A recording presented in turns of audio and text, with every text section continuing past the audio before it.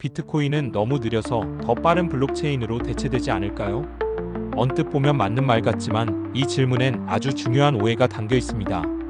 오늘은 왜 비트코인이 쉽게 대체되지 않는 이유, 그리고 왜 빠른 블록체인이 오히려 더 위험할 수 있는지 알아보겠습니다.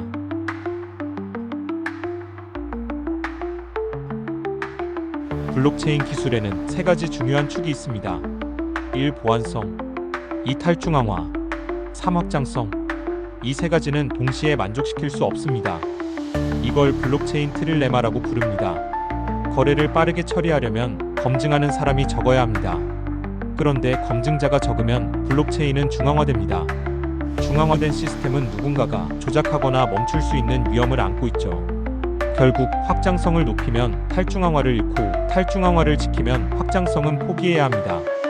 비트코인은 이 트릴레마에서 탈중앙화와 보안성을 선택했습니다. 속도는 비교적 느립니다. 하지만 바로 그 느림이 비트코인을 신뢰할 수 있는 돈으로 만듭니다. 왜 그럴까요? 비트코인은 누구의 허락도 없이 누구도 멈출 수 없으며 되돌릴 수도 조작할 수도 없는 진정한 디지털 돈이기 때문입니다. 이건 단순히 기술이 아니라 자유와 신뢰의 새로운 방식을 만들어낸 혁신입니다. 이더리움은 더 빠른데요? 솔라나는 수천 TPS를 처리하는데요? 맞습니다. 하지만 이들은 확장성을 선택한 대신 탈중앙화를 포기했습니다.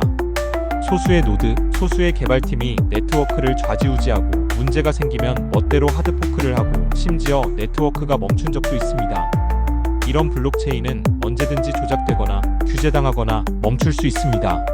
사실상 기존의 중앙화된 은행 시스템과 다를 게 없습니다. 그렇다면 이렇게 불안정한 시스템을 왜 굳이 써야 할까요? 그냥 비자나 스위프트를 쓰는 게 더 안전하지 않을까요? 누구에게도 의존하지 않는 완전히 탈중앙화된 돈. 이게 비트코인의 혁신이며 비트코인을 대체할 수 없는 이유입니다. 마무리하겠습니다.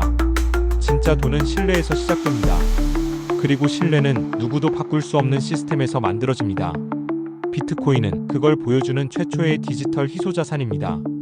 그게 바로 우리가 비트코인을 이야기해야 하는 이유입니다. Not your kids, not your 비트코인. BTC 모아였습니다.